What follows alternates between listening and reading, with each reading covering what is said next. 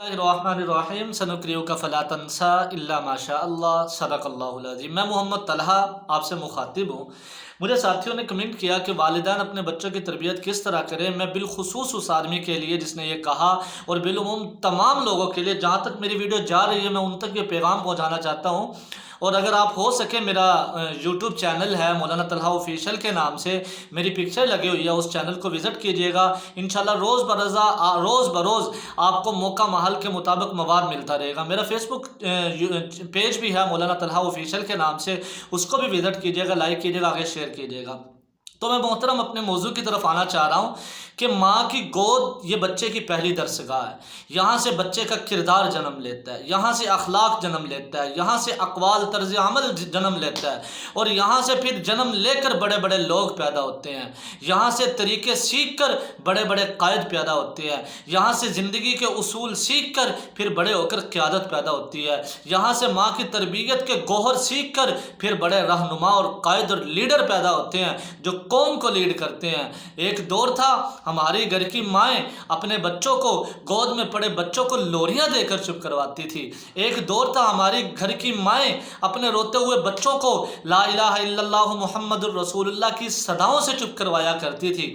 ایک وقت تھا ہمارے گھر کی عورتیں اپنے بچوں کو، روتے ہوئے بچوں کو مولایا صلی وسلم دائماً ابدا کے ترانے ان کے کانوں میں پہنچایا کرتی تھی۔ ایک وقت تھا ہمارے گھر کی مستورات، ہمارے گھر کی عورتیں اپنے بچوں کو اپنے گرد بٹھا کر انبیاء کرام کے تذکرے، حضور کے حسن و جمال کے تذکرے، ازواج مطہرات، اصحاب رسول، اولاد رسول، نواسہ رسول کے تذکرے سنا کر بچوں کے ایمان کی آبیاری، جذبات کی آبیاری کیا کرتی تھی۔ ایک وقت تھا کہ ہماری بڑی عورتیں مستورات وہ بتایا کرتی تھی اولیاء اللہ نے کیسے قربانیاں دی، وہ بتایا کرتی تھی معاذ اور معوذ رضی اللہ تعالیٰ عنہما جیسے چھوٹے چھوٹے بچے کیسے بڑے حضور کے دشمن کو قتل کرتے ہیں اور حضور کے دشمن کو صفحہ ہستی سے مٹا دیتے ہیں۔ اس کا نتیجہ یہی ہوتا تھا کہ ہمارے اندر اخلاقیات آتے تھے، ہمارے اندر دین کی محبت پیدا ہوتی تھی۔ میں آپ تمام حضرات سے کہتا ہوں کہ دین کی محبت اپنے بچوں میں چھوٹے عمر میں جب وہ گود میں ہیں وہیں سے سکھانا شروع کریں۔ اللہ اللہ کے ترانے سنائیں، صلی اللہ علیہ وسلم کے ترانے سنائیں، درود پاک ان کے کانوں میں پہنچائے۔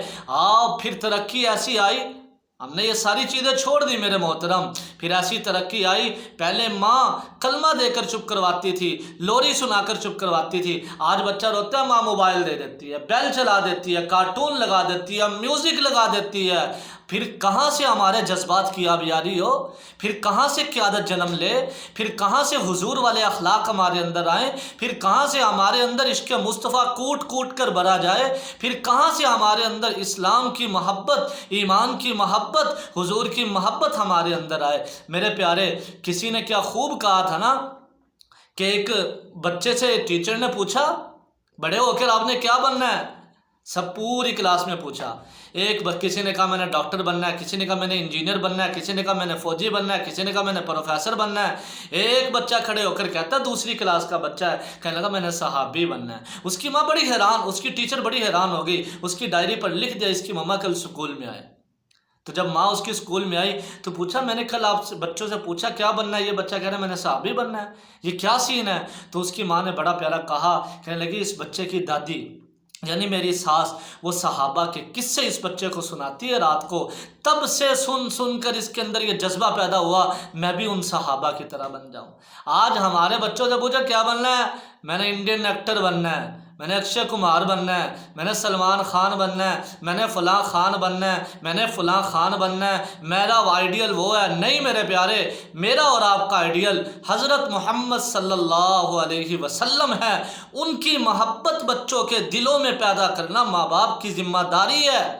ایک وقت تھا ہمارے گھر کی مستورات اپنے مردوں کے سامنے بنا دوپٹہ اپنے آپ کو شرم محسوس کرتی تھی، عار محسوس کرتی تھی، لیکن ایک جدت کا ایسا دور آیا، ایک ترقی کا ایسا دور آیا، ایک لبرزم کا ایسا دور آیا، ایک پروفیشنلزم کا ایسا دور آیا کہ ہمارے گھر کی مستورات نے سر سے دوپٹہ اتار دیا۔ پہلے وقت کی عورتیں اپنے بچوں کو باوضو دودھ پلانا فخر سمجھتی تھی، با حیا دوپٹہ سر کے اوپر رکھ کر دودھ پلانا فخر سمجھتی تھی۔ آج ہمارے گھر کی عورت کو کسی چیز کی پرواہ نہیں ہے، میں نے پہلے آپ سے کہہ دیا، آپ کے بچے جو کچھ آپ کی گود سے سیکھیں گے وہی باہر جا کر اپنی قوم کو لیڈ کریں گے۔ اچھا سکھائیں تب بھی، برا سکھائیں تب بھی۔ آپ اپنے بچوں کو گود سے ہی تربیت کرنا شروع کر دیں، بچوں کی، ان کو حضور کا عشق بتانا شروع کر دیں، اخلاقیات بتانا شروع کر دیں۔ کسی نے کیا خوب کہا ہے نا، کہنے لگے تہذیب سکھاتی ہے جینے کا سلیقہ۔ تہذیب پتہ کسے کہتے ہیں؟ گھریلو زندگی کو۔ تہذیب سکھاتی ہے جینے کا سلیقہ، تعلیم سے جاہل کی جہالت نہیں جاتی۔ خدارا آپ کے بچے آپ کا مستقبل ہیں، ان کو ضائع نہ کریں، ان کو ابھی سے موٹیویٹ کریں، ان کو ابھی سے اس لیول پر لے کر جانے کی کوشش کریں کہ ہم ان کو اتنا کچھ سکھا رہے ہیں کہ ہمارے بچے بڑے ہو کر قوم کو لیڈ کریں گے۔ میری آپ تمام حضرات سے درخواست ہے، خصوصاً ماؤں سے درخواست ہے، ان چھوٹی چھوٹی چیزوں کی طرف جن کو ہم نے چھوڑ دیا ہے واپس آ جاؤ، تاکہ ہمارے بچے بڑے ہو کر قیادت جنم لے، ہمارے بچے بڑے ہو کر قوم کو لیڈ کر سکے۔ میری باتیں اچھی لگی ہوں دعاؤں سے ضرور نوازیے گا۔ والسلام، آپ کا بھائی محمد طلحہ۔